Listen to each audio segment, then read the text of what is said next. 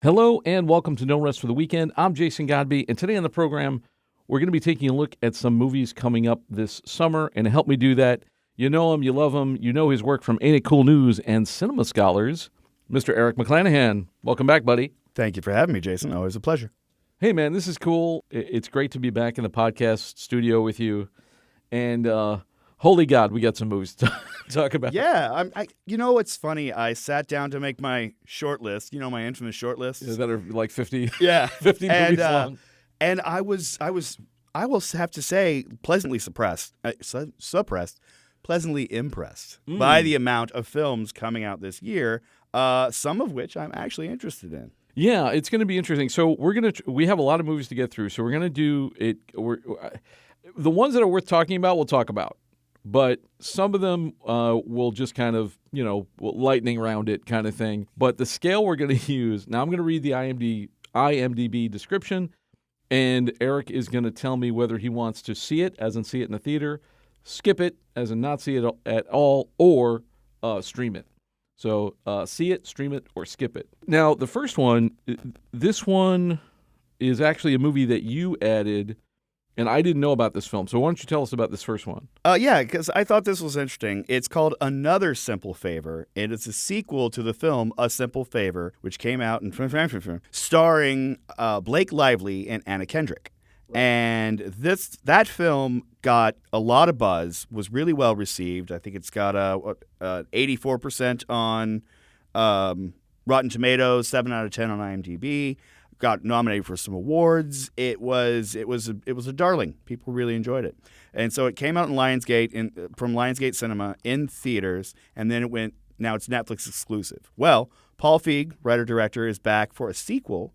And it's going to be premiering exclusively on Netflix, which I think is an interesting jump.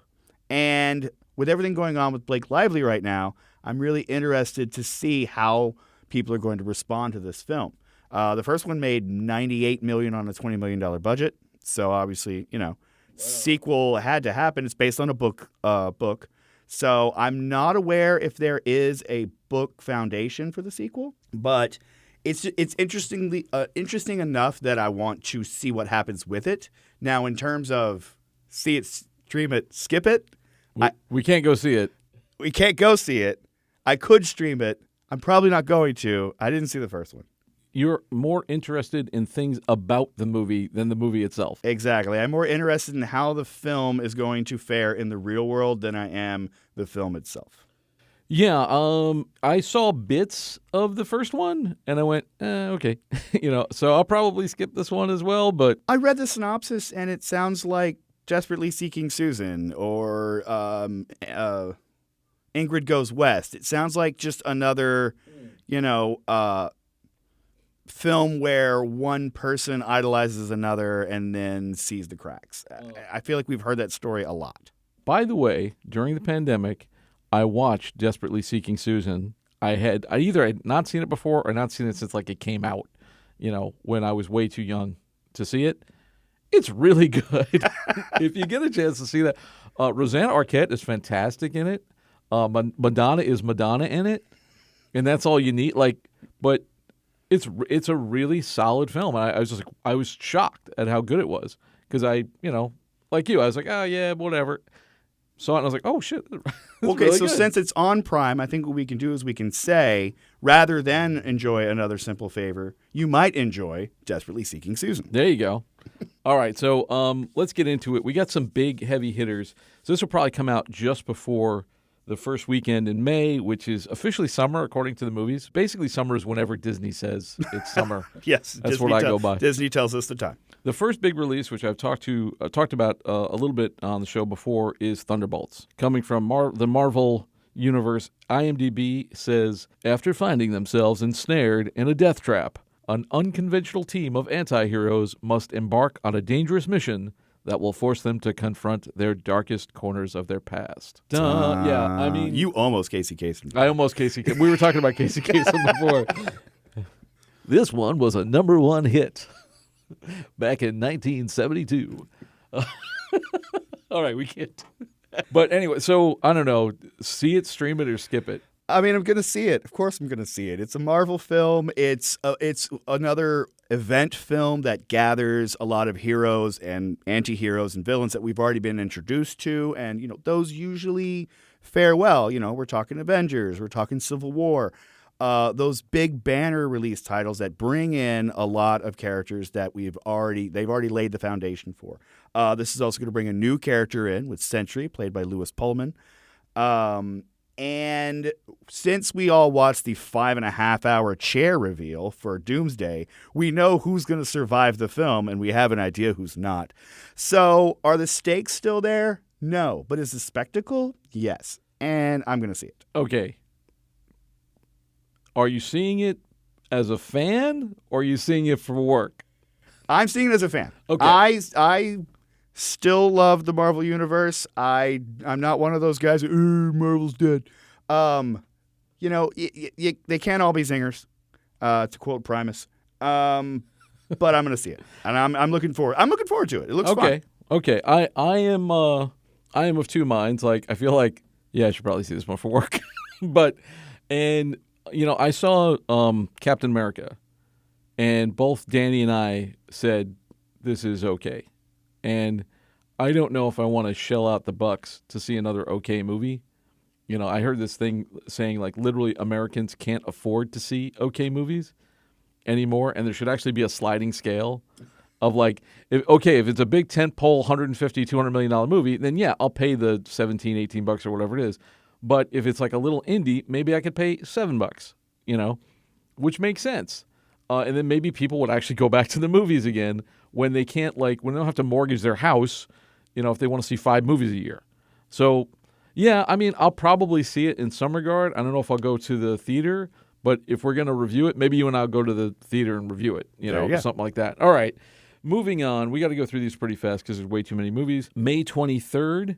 Mission Impossible Final Reckoning, starring Tom Cruise as Ethan Hunt, or the Savior of the World. This is the sequel to Dead Reckoning Part 1, so I don't know why it's not just called Dead Reckoning Part 2. I don't think Reckoning Part 1 did very good, so I think they skipped it and they called it Final wanted to Reckoning. emphasize the finality because I think they recognize that their audience is tired. Not tired of them, just tired. I mean, the description is so brief and vague. It's like, basically it's a Mission Impossible movie. Our lives are the sum of our choices. Tom Cruise is Ethan Hunt in Mission Impossible. Like, that's it. That's it. So they give us nothing. I did see some trailer footage and things like that, and I know there's a big underwater stunt sequence. I'm, probably Tom Cruise is going to come close to death again. I feel like at some point, if he keeps doing these, is it just become a snuff film at some point? Like, we're going to try to see how Tom Cruise kills himself on screen? Pretty much. This summer, Paramount Pictures presents Tom Cruise. Maybe he might die.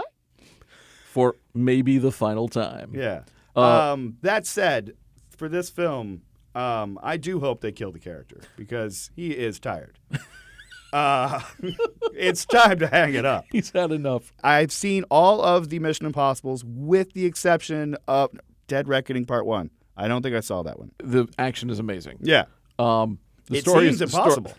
The story is ridiculous, which is kind of how they all are. It's a big stunt extravaganza. If you are a Mission Impossible fan and you love that stuff, it's probably worth seeing in the theater because it's probably awesome, to see that. Am I going to go see it in the theater? I don't know. I might stream it, but I definitely am going to see it because I do like the other film. Yeah, and I liked most of the 14 Mission Impossible films that I've seen. So I will watch it. I will get to it. The best Mission Impossible film this summer. Exactly.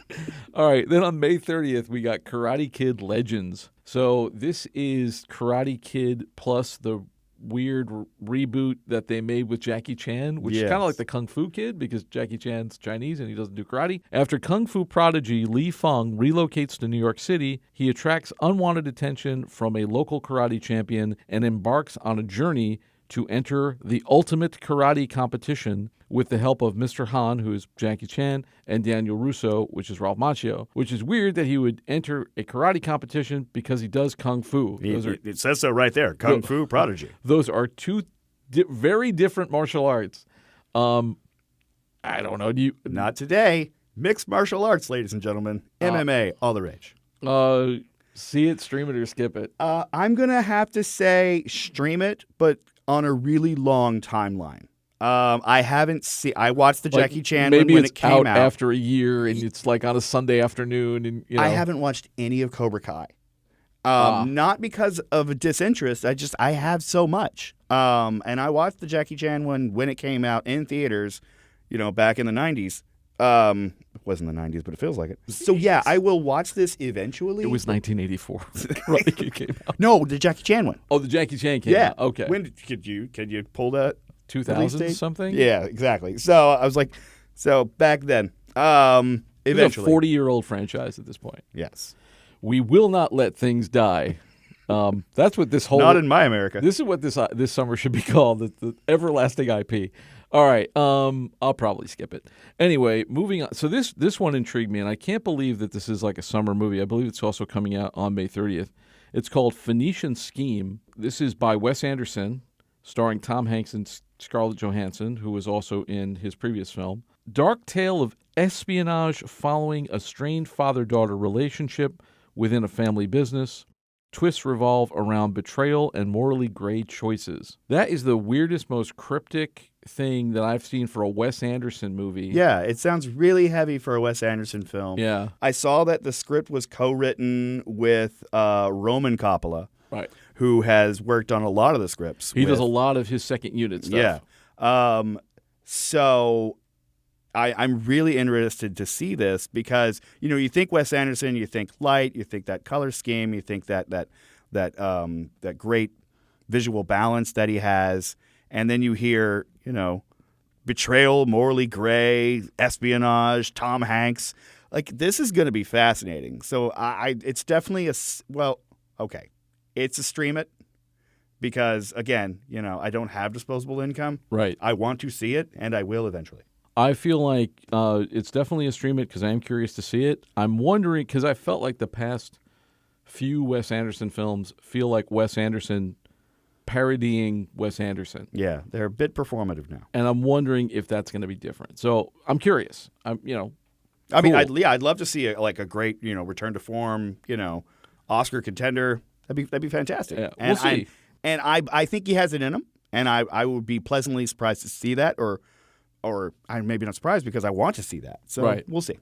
All right. So the next one, we're going back to the John Wick universe. This is coming out June 6th, called Ballerina, starring Ana de Armas. It's from the John Wick universe. An assassin trained in the traditions of the Ruska Roma organization sets out to seek revenge after her father's death.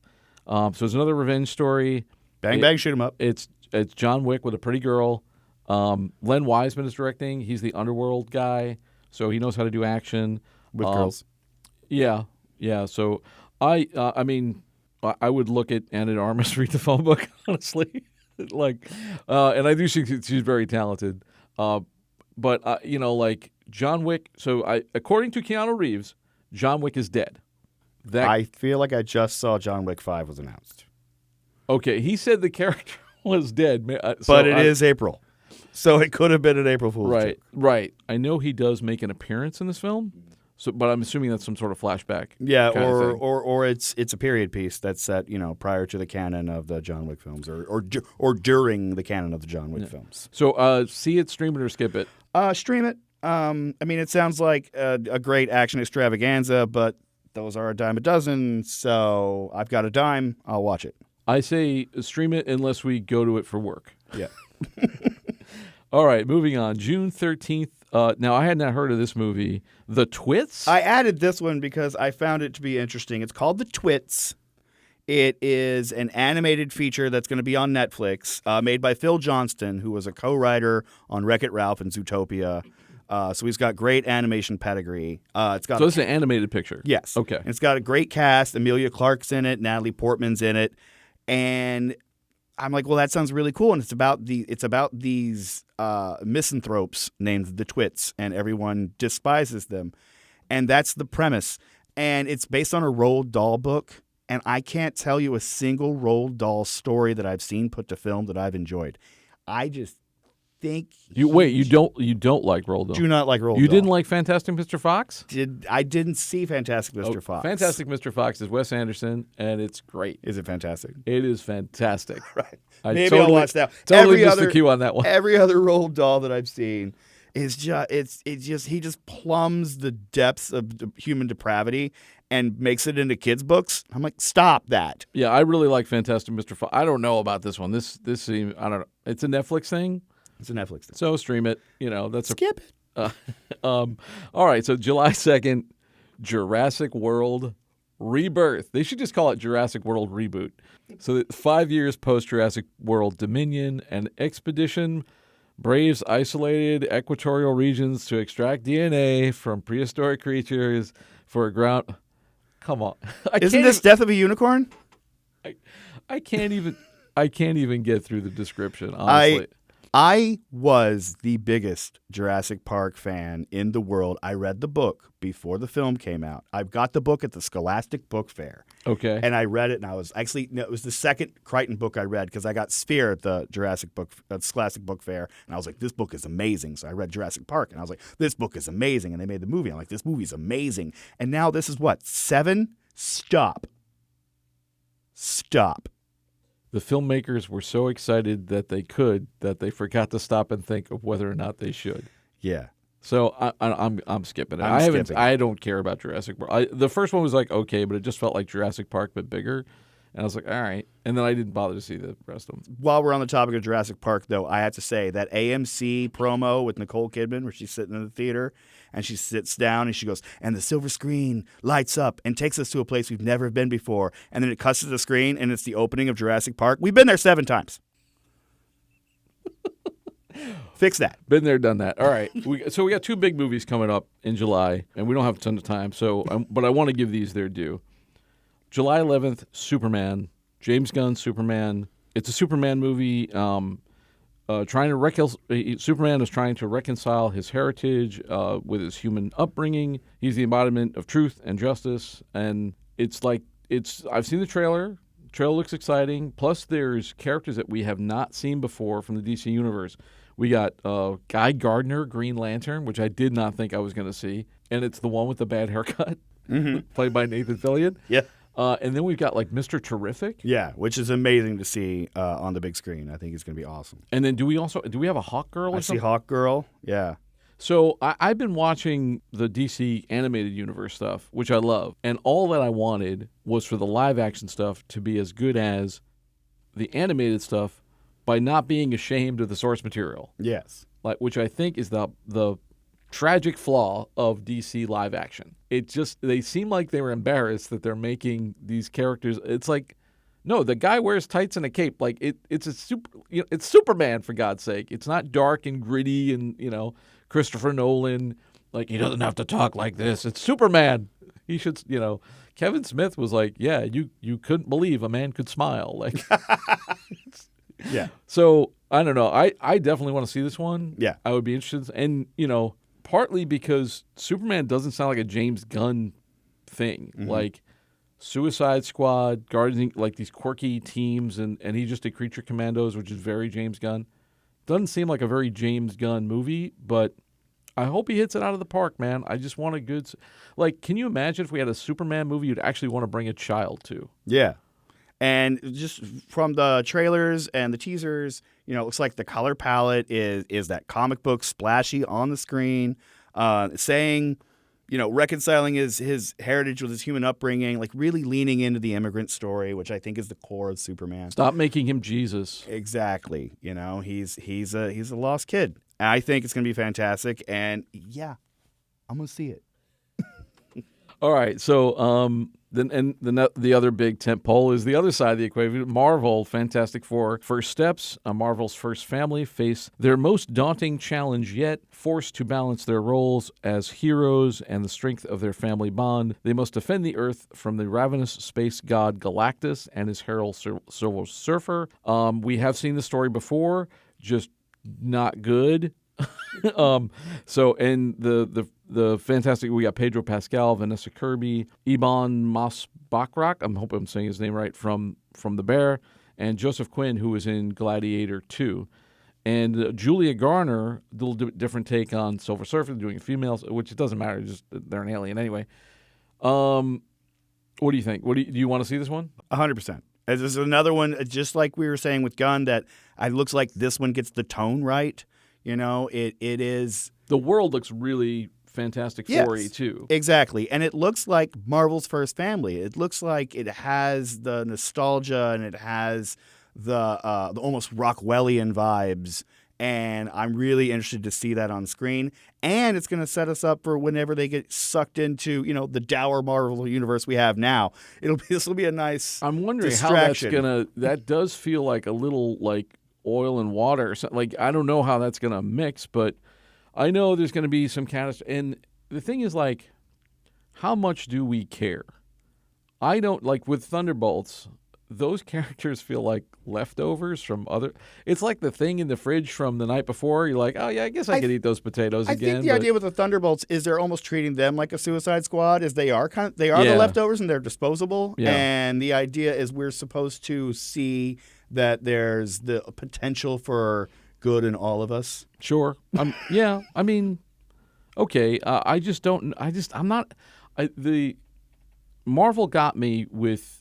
By the time Endgame, there was like 10 years with these characters, and you were invested. You were invested in Iron Man. You were invested in those actors in those roles, like Robert Downey Jr. as Iron Man and Captain America, Chris Evans, like they're iconic now. Like they're like Christopher Reeve as Superman. I don't have that now. Yeah, and I don't know if I want to pay to see it anymore. Is that them or is that our bandwidth? We're men of a particular age and we consume a lot. Yeah. So, how much bandwidth do we have? Yeah, and I also don't know like who these movies are being made for. I feel like the first 10 years of the MCU was like us. They were really going for the our generation, millennials and older. Now I'm like, do I really care what happens to Taskmaster or Ghost? Yeah. Am I going to pay Black Widow money for Black Widow's sister? Yeah. I mean, and even Black Widow didn't get a great, shake. And so I don't know, man. This is definitely something I should see for work. But I think we should go back to the sliding scale because we're getting fake Captain America, Russian Captain America, Black Widow's sister, Ant-Man's nemesis. I think we should get a price break. Yeah. If we're ordering the film off Temu, we should be paying Temu prices. Yeah, we get the half off special, man. And I want some waffles or something with it. All right, so we only got time for a couple more, like maybe like one or two more of these. But we're doing pretty good. Maybe we should do a part 2 on this stuff because we have so many other movies like when we get into August and stuff. But I feel like those are arguably the biggest movies of the summer. Yeah. Right? I mean, what else is going to beat that? Do they think Jurassic World 7 is I mean, I know the first one did really well, made like a gajillion dollars, but is that going to beat Fantastic Four? And I don't know what it is about the Fantastic Four because I was not they were not my comic. Mm-hmm. But the people who are fans they're hardcore, and I think those people are dying for a good movie. Yes, because we've never had one. At least in my opinion, actually the best Fantastic Four movie is The Incredibles. Yeah, absolutely, 100%. But okay, I mean we'll see. All right, so I think we should wrap up. But that was great. That was a great start. That was a great dent in summer movies. You're going to be with us more. I know we're going to see more of your reviews and stuff on the website. We're going to see more on the channel. But where else can we find you? I'm all over the internet, but you can find me on Instagram and the site formerly known as Twitter at Eric McClanahan. And you can read my reviews on cinemascholars.com as well as ain'titcool.com. Awesome. All right, so that's all we got for you today. Thanks once again for taking this trip down the rabbit hole. For more of our content, including more movie news and reviews, you can find that on the website, norestfortheweekendpodcast.com. Don't forget to subscribe on your favorite podcast app or to our YouTube channel, youtube.com/getbehindtherabbit. And you can also check out the other shows that we have on the BTRP Media Network at btrpmedia.com. So for Eric McClanahan and the BTRP Media Network, I'm Jason Godbey. Thanks for joining us. We'll see you next time. This is the BTRP Media Network.